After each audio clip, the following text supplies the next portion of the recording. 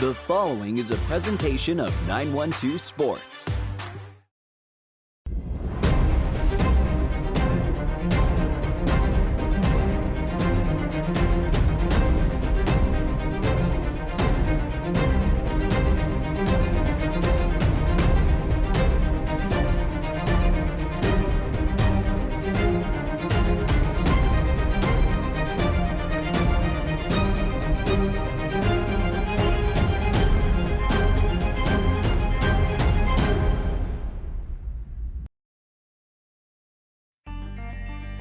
Welcome to On Air with 912 Sports, your number one source for high school sports.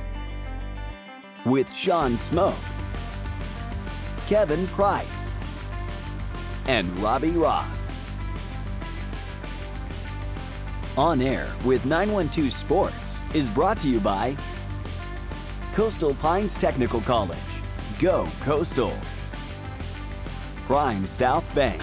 Find your prime. Robbie Robertson Ford, because Fords are cheaper in the swamp. Gibson Animal Clinic, practical solutions with limited fees. Summit Sports Medicine and Orthopedic Surgery, the region's best orthopedic care. And Kim Smoke, licensed realtor with Crossway Realty. High schoolers, did you know that you can get a head start on your college career and save money at the same time through dual enrollment at Coastal Pines Technical College? Dual enrollment is open to high school juniors and seniors, tuition free. Talk to your high school counselor or visit coastalpines.edu for more information. Coastal Pines Technical College, an equal opportunity institution. Go Coastal. It makes sense Prime South Bank would have a great mobile app. Nobody is as mobile as our customers. For a century, they've chased dreams, followed their hearts, took the road less taken, made a new path, taken leaps of faith. At Prime South, offering the latest digital banking, secure pay apps, and new online lending is part of a mobile tradition that goes way back. Life is mobile. So is Prime South. Find your Prime. Member FDIC. Welcome, sports fans, and thanks for watching On Air with 912 Sports. I'm Sean Smoke, and I'm joined here by the head wrestling coach at Camden County, Coach Jess Wilder. Coach, how you doing today, buddy? I'm doing good, thank you.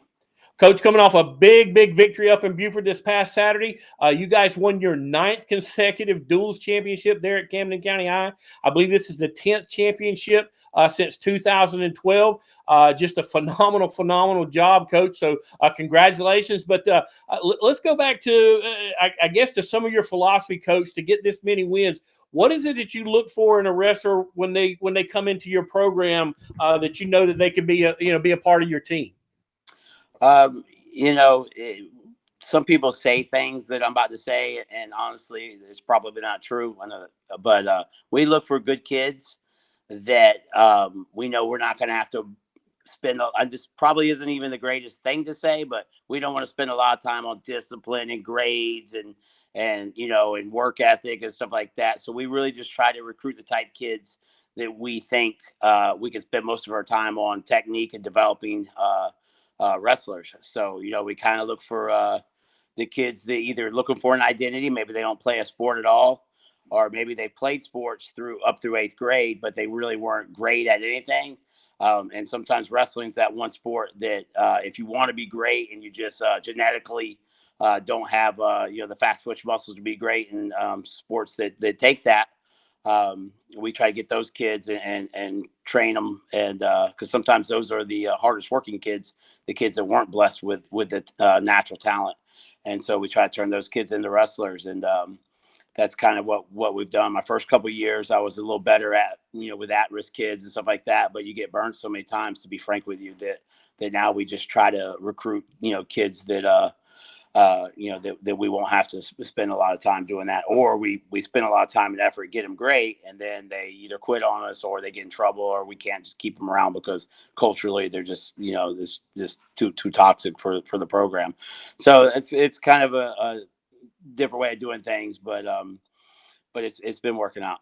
Right. Well, I have a philosophy as far as baseball goes, and I always say you can't take an 11th grader and make him a baseball player. You got to take an 11-year-old and make him a baseball player. As far as wrestling goes, when do you look for a kid that you can kind of tell this kid's going to be, he could be something special?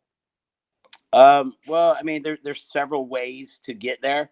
If you get a kid that's hardworking kid in ninth grade and he's a little bit athletic, doesn't have to be much athletic, but if he's a hardworking kid in ninth grade, by his junior year, he'll be winning 80 to 90% of his matches, depending on his personal development. So that's the harder way to do it. But we've done it quite a bit with I'd say 3/4 of our state placers of the years have been kids that came out in ninth grade. But in general, if you had the perfect case scenario, you'd have a kid get busy around sixth grade. We even with our youth club, our K through 5, we don't really push competing very much. It's so personal, and sometimes the kid can't handle it and he cries and he quits too early. Our goal is to get him on the high school state championship team. And if they quit when they're in third grade because they don't know how to lose, or their parent, is screaming, going crazy on them, and it becomes, where the kid hates the sport because he doesn't want to get screamed at by his dad or a youth coach, which, obviously ours aren't like that. But but the idea way is if they started, as young as any other sport, and just keep the competition out of the factor. And then, sixth grade, maybe seventh grade, they need to be competing at that point because they should be mature enough to handle it, or at least be able to communicate with them to handle it. And then if they start in sixth grade, by ninth grade, they're pretty good already. If they've been doing things right and taking advantage of a lot of the opportunities we provide for them at that level. And then they can be superior. The freshman group we have now is a group that probably on average, there's a few of them that have been youth wrestlers, so they've been able to help us win as ninth graders this year. But we needed it bad because we had such a huge graduating class last year. Right. Well, you guys, the formula is definitely not broke. Like I said, you guys won your 9th consecutive duels championship this past Saturday. But Coach, this was a little bit different thing for you guys. I mean, you go into this match as it was really an underdog, because Buford's the host team. Buford's sitting there ranked number 1 in the state. They're ranked 25 nationally. Did you guys use that as motivation going into this, or was it business as usual for the Wildcats? It was business as usual. We knew that they were, I mean, honestly, frankly, they're probably better than us.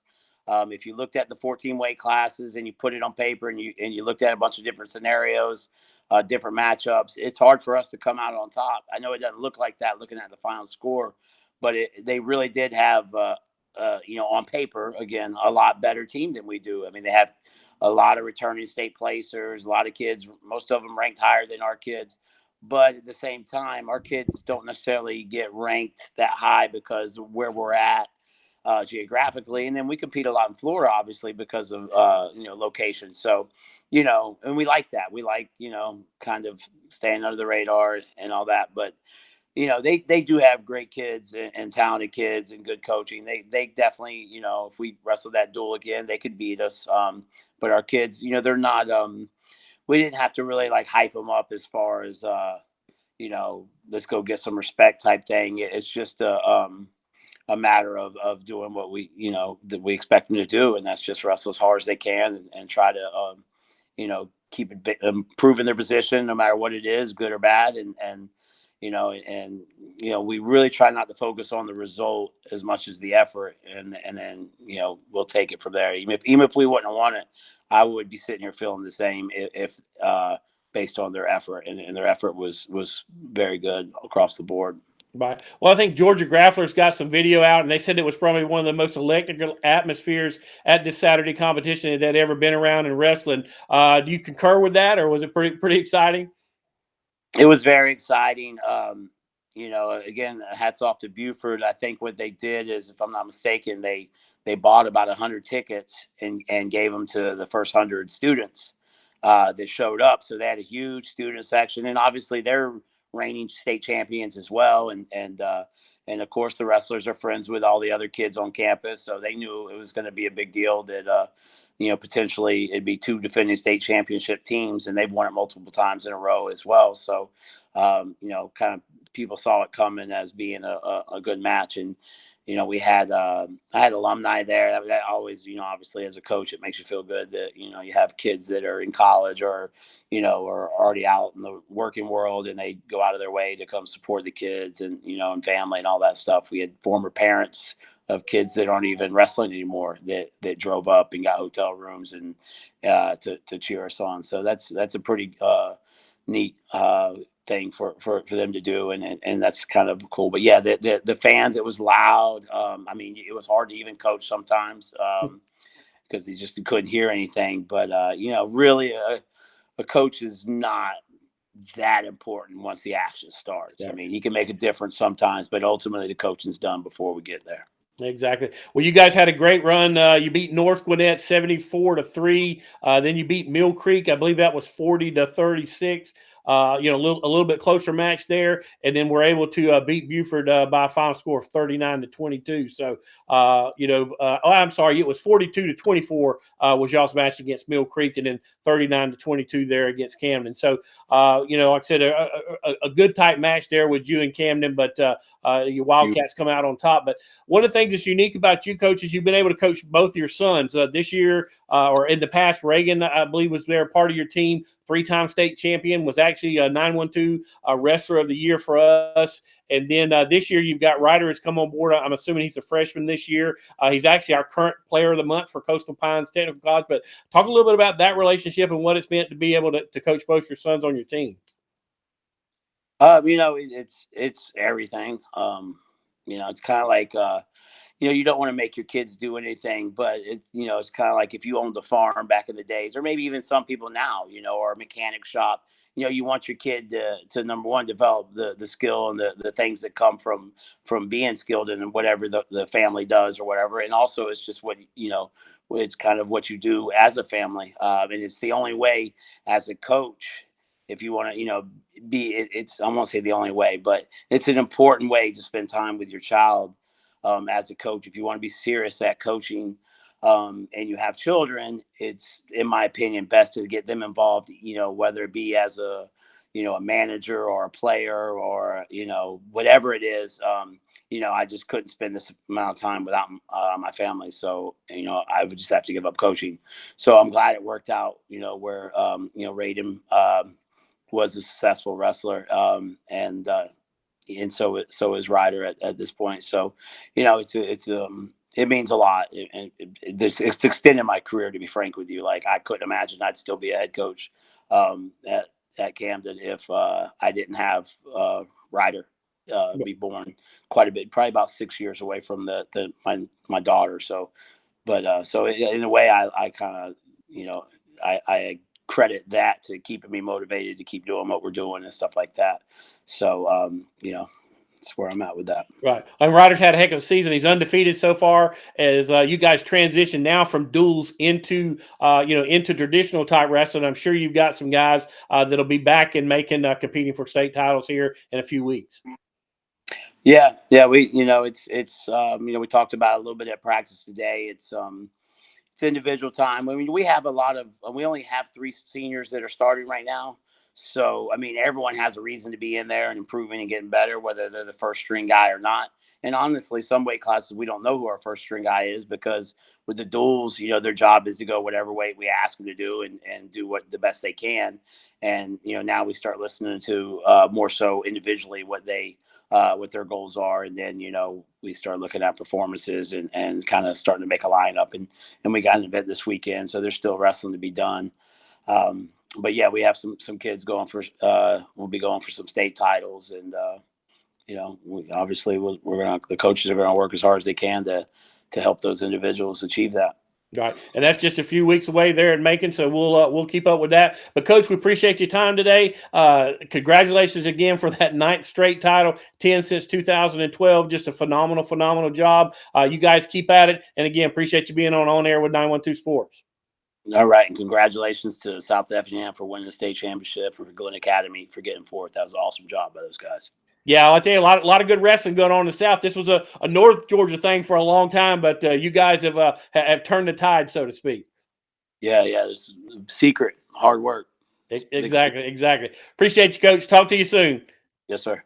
That's Coach Jess Wilder, head coach of the Camden County Wildcats wrestling team, as they celebrate their 9th consecutive duals championship for wrestling there in 7A this year. But just a phenomenal job. Appreciate Coach joining us tonight. But hey, stick around. We got more on air with 912 Sports right after these messages. Play it loud and rev it up. Robbie Robertson's got trucks built for tough. Make your way to Robbie Robertson Ford in Waycross, where the deals are bigger than ever. Looking for a stylish midsize car, a spacious SUV, or a truck that performs at work and play? Robbie Robertson wants your vehicle and is paying top dollar. Now is the time to buy. Fords are cheaper in the swamp. At Summit Sports Medicine and Orthopedic Surgery, you don't have to be an athlete to get the region's best orthopedic care. Our board-certified orthopedic surgeons and physicians treat injuries and conditions that affect just about any joint or bone in your body. Plus, we're backed by the support of Southeast Georgia Health System. From fracture repair to joint replacement, Summit Sports Medicine and Orthopedic Surgery will get you moving again. Call 1-855-ASK-SGHS. That's 1-855-275-7447 or visit sghs.org/summit. Gibson Animal Clinic is ready to help with your animals. From cats to dogs to horses, we treat them all. Call on us for grooming, bathing, boarding, and more serious things like surgery, dentistry, spay, neuter, immunizations, heartworm prevention, flea control, complete lab testing, radiology, preventive health care. Call us at 285-7678. Open Saturdays for your convenience. Gibson Animal Clinic. Practical solutions with reasonable fees. Russell J. Gibson, DVM. Gibson Animal Clinic, 108 Riverside Drive, Waycross. Hablamos español en nuestra clínica. Welcome, sports fans, and thanks for watching On Air with 912 Sports. I'm Sean Smoke, publisher of 912 Sports, joined as always by head writer and podcast host Kevin Price. Kevin, how you doing today, buddy? Doing good, Sean. Great to be here with you talking high school sports once again. Yeah, man, got a lot going on. And this weekend there was wrestling going on all over the state as the GHSA held their state duals championship. And the 912 had two state champions. So let's throw out a big congratulations to the Camden County Wildcats and also the South Effingham Mustangs as they both bring home the state trophy. Camden there in 7A and South Effingham there in 6A. And we're going to get into both of those. But you just was able to watch a piece with Coach Jess Wilder talking about Camden and all their accomplishments. Yeah, that's awesome. You know, this is old hat, I guess, for Camden County. But I guess fact of the matter is they had to go up to Buford and, of course, win that state championship, this latest state championship up there against Buford on their home floor. And, of course, Camden has always met all challengers, as we know, throughout the years. And here was another one, but a big one for sure. I think a lot of people thought this may be the ultimate match for the Wildcats, but they got it done once again. So, obviously, we may not be through seeing Camden against Buford. They may have some individuals going at it, here in the coming up weeks there in the Macon Centerplex as they do the traditionals. And it could be another Macon, another showdown there for Camden and Buford for the traditional championship there in Macon here in a few weeks as well. Yeah, but when you think about it, Kevin, 9th consecutive dual state championship. I think that's 10 since 2012. Just a phenomenal run there for Jess Wilder and the Camden County Wildcats as they hoist the cup one more time. But, hey, brand new hat here for South Effingham Mustangs, Kevin. We went into this thing thinking that Brunswick might be the 6A team to beat. We're sitting there ranked number one, early in the season. Some things kind of went sideways on them there in that tournament and didn't win the region. South Effingham come away with that region championship. And, man, ever since that, Kevin, they've just rolled right on through the state, and now they're the 6A champions. Yeah, I think Brunswick and South Effingham were both, top 3, top 5 programs, for a good bit of the season. And, I think what we really saw, here in the latter stages of the season was the depth of the region, not to mention, between just, South Effingham and Brunswick finishing 1-2 in area duels. But Glen Academy, of course, making it through to the state sectionals there as the number 3 seed, but then getting out of sectionals with a couple of convincing wins a couple of weeks ago, going on the road, getting through their sectional, and then coming out in 4th place the other day in the 6A duels behind, South Effingham and North Forsyth, which was actually the team that beat Brunswick in the sectional. So by Brunswick finishing 2nd, they did have a tough draw in the sectionals and unfortunately got beat. South Effingham had a fairly tough draw as well. Glenn may have had the easier draw of the three possibly, but when you look at the depth of Region 2-6A or Area 2, as they might call it in wrestling, definitely I think all these teams were battle tested, not only going against each other in the area, but having some good schedules, and they all showed not only what they are about individually as teams, but being battle tested in this area, I think helped them out when they went on to the state level as well. Yeah. And Kevin, I think you made the comment here a couple of weeks ago that, really 5, 10, 12 years ago, wrestling was all a North Georgia thing. You always had your North Georgia schools, but listen to this run that South Evan had. They beat Laster, who's a perennial powerhouse, Creekview, and then like you talked about, beating North Forsyth. So these guys won this state championship by beating some of the premier programs here in our state. Yeah, and we mentioned it was the first wrestling state championship for South Effingham, so that's obviously a cool deal. This is nothing new for Camden, but obviously a big win nonetheless. It's hard to win one state championship, much less to do what Camden's done, for year after year. And then for South Effingham to bust through and get one here, that's awesome to see. And to your point, I mean, not only are we knocking out state championships here in South Georgia in wrestling, we've done it in the state's largest classifications here, right here in the team dual part of the season in 7A and 6A. And of course, as you know, we had some good representation in the smaller classifications as well, with some teams making a good run at it. So, yeah, I do think wrestling's alive and well here in Southeast Georgia. Probably will just get better and better. I mean, success breeds success. And, not only at these programs that are having it, but some of the other programs that maybe have been lacking a little bit, it might catch on at those schools as well. And the cool thing about wrestling, Sean, as you know, a lot of people might think it takes the big guys, the heavyweights, but it takes these guys that are just over 100 pounds on up to the big guys that are well over 200 to have a really good team. And that's what you saw here with, our state champions and some of the other ones that did well. Exactly. And Glenn Academy beat Lee County, beat Creekview, but fell to Woodward Academy for that third and fourth place battle that they have. I guess that would be what they call the losers bracket. But Glenn making it all the way to the fourth, so a good run for the Red Terrors. Yeah, no question. I mean, obviously, like I mentioned, they were battle tested going against South Effingham and Brunswick.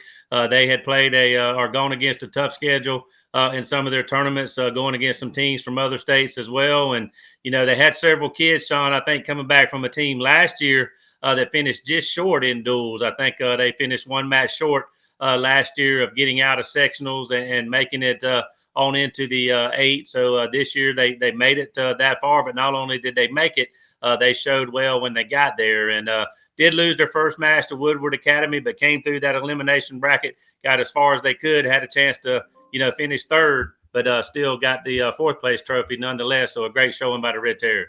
Right. And we had two teams going at it in Double-A, Kevin. Brantley County made it along with Toombs County. Brantley wound up getting into the losers bracket. I believe they got defeated by Rockmart right off the bat. And then Toombs County also down in the losers bracket. Toombs County won their first match against Modell, but then actually fell to Fannin County. But both of those teams came through that losers bracket. They actually had to wrestle one another in the second round of the losers bracket. Toombs was able to advance, and oh, by the way, they were able to beat Landmark Christian to take that third place. I think Brantley winds up with a fifth place finish, but really great seasons for both Brantley and Toombs. Yeah, no question. We hate to see our teams have to, possibly knock each other out in elimination type deals. But the good news about that is, somebody is going on. But we'd much rather meet, in the winners bracket where we know somebody's going on. But yeah. Two good showings there by Brantley and Toombs down in the smaller classifications, and both of those teams should have a chance to qualify some wrestlers here individually in the traditional part of the season, which, of course, is coming up next. Exactly. And as we go on, we'll be getting into the traditionals. It'll be right around the corner, and we'll have some state champions, I'm sure, from all over and all these classifications, and we'll bring it to you right here on air. But, Kevin, let's move on now from wrestling. We'll talk a little bit about some coaching vacancies and some things that are going on in the coaching world here in high school football. One of the things that we wanted to talk about was Coach Franklin Stevens, former coach of the Ware County Gators, had went and left Ware County and moved up to McEachern, has actually taken the job at Burke County, which is Franklin Stevens' hometown. That's where he went to high school. And we kind of knew this might be coming, Kevin, as soon as Coach Parker, at the end of the season, announced his retirement. We thought that might be a job that either Michael Youngblood or Franklin Stevens would take, and winds up that Stevens is going to be the new Burke County head coach. Yeah, and of course that's his old stomping grounds. That's his home, and he's made it back there, landed back there, and of course Burke County has had some success on the gridiron.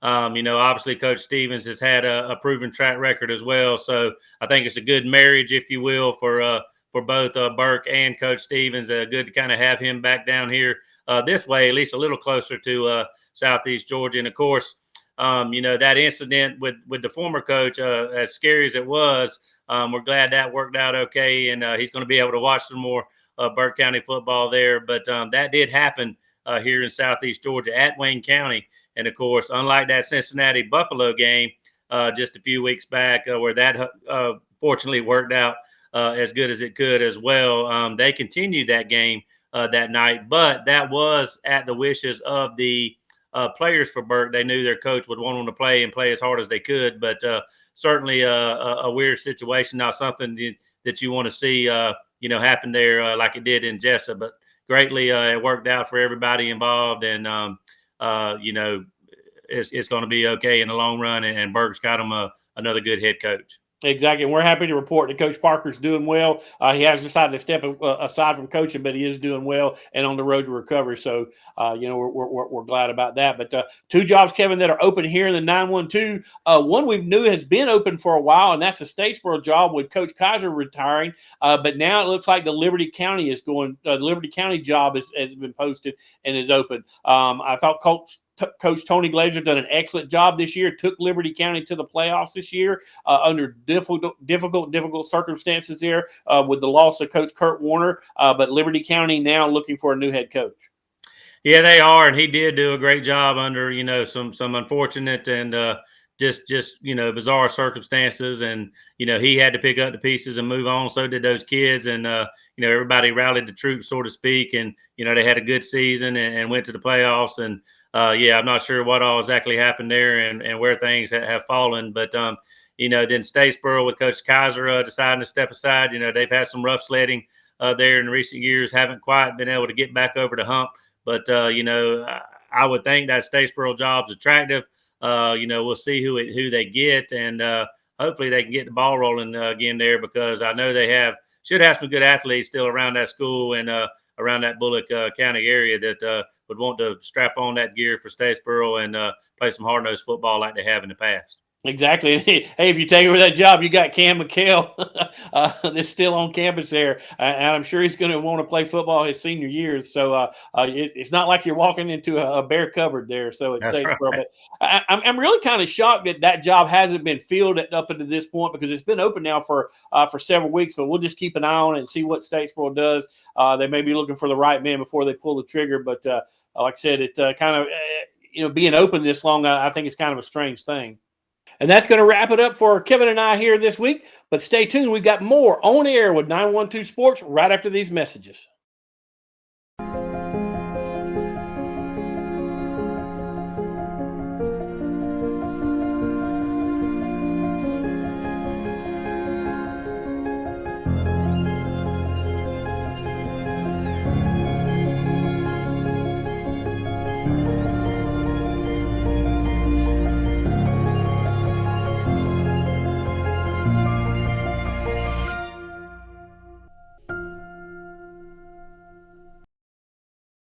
Gibson Animal Clinic is ready to help with your animals. From cats to dogs to horses, we treat them all. Call on us for grooming, bathing, boarding, and more serious things like surgery, dentistry, spay, neuter, immunizations, heartworm prevention, flea control, complete lab testing, radiology, preventive health care.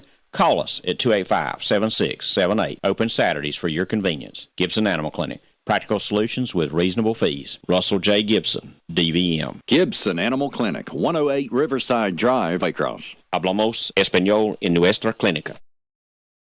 At Summit Sports Medicine and Orthopedic Surgery, you don't have to be an athlete to get the region's best orthopedic care. Our board-certified orthopedic surgeons and physicians treat injuries and conditions that affect just about any joint or bone in your body. Plus, we're backed by the support of Southeast Georgia Health System. From fracture repair to joint replacement, Summit Sports Medicine and Orthopedic Surgery will get you moving again. Call 1-855-ASK-SGHS. That's 1-855-275-7447 or visit sghs.org/summit. Hello, everybody. Kevin Price for On Air with 912 Sports. I'm inside the gym at Brunswick High School where we just wrapped up our Golden Isles broadcast for the week here between Brunswick High School and South Effingham, a boys and girls doubleheader in Region 2 6A tonight. On a Tuesday night, it was big wins for both Brunswick High School teams in the region. The boys defeated South Effingham 80-55, and the BHS girls beat the South Effingham Lady Mustangs 51-43. Of course, both BHS teams were in the state rankings at the start of the week. The girls at number 5, and the boys checked into the Class 6A state rankings at number 10 this week. With the victories, both Brunswick teams with very similar records. The Brunswick girls now 17-3 overall. They are still perfect in Region 2 6A at 10-0. Of course, the Lady Pirates are the defending league champions as well. And then the BHS boys also 17-3 on the season, 9-1 in region play. Their only loss to defending state champion Grovetown, a newcomer to the region this year under reclassification. That was a few weeks ago in Augusta. We'll have a rematch between Brunswick and Grovetown next Friday when we broadcast the games over here at Brunswick High between both Brunswick High boys and girls against the two teams from Grovetown. Girls game at 6 p.m., boys game at 7:30 p.m. Again, that will be Golden Isles basketball next Friday on 912sports.net. We'll also have a Tuesday game between Glen Academy and South Effingham over at Glen Academy. Those games will be on 912 Sports as well. Speaking of Coach Turner, he got win number 300 on the road last weekend when Brunswick went up for a 2-game road trip on Friday and Saturday, taking on Lakeside, Augusta, and Evans. He got a commemorative ball from BHS Principal Slade Turner tonight and Glen County Schools Athletic Director between the boys and girls game. They also gave him a jersey, a blue and gold BHS jersey with the number 300 on it. So congratulations to Coach Turner, whose biggest win of his career, of course, came in the 2015 state championship game when the Pirates beat Allatoona in Macon for the first state championship ever by a team at this school. So obviously that's the biggest win for Coach Turner of the 300. But speaking of other teams that are ranked, we wanted to run down teams in the rankings in this segment from around Southeast Georgia in our 912 coverage area. We'll stick with the girls in Class 5A. Bradwell Institute been ranked all season, and the Lady Tigers are now 15-3 overall. They are up to 5th in the Atlanta Journal-Constitution poll. So the Lady Tigers at 15-3 ranked 5th. Also, Ware County into the rankings this week. They are 10th with a 15-4 overall record, and just moving out of the rankings was the Statesboro Lady Blue Devils. They were previously in the top 10 until this week. Now, moving on down the ladder in classifications, in Class A Division 1, Bacon County ranked number 8 with a 12-1 record coming into the week. So Bacon County in the top 10 in Class A Division 1. And then in Class A Division 2, Clinch County always has a really good team. They're at it again on the basketball court with another good team. They are now 5th, but they were as high as 2nd, but they lost a couple of games last week,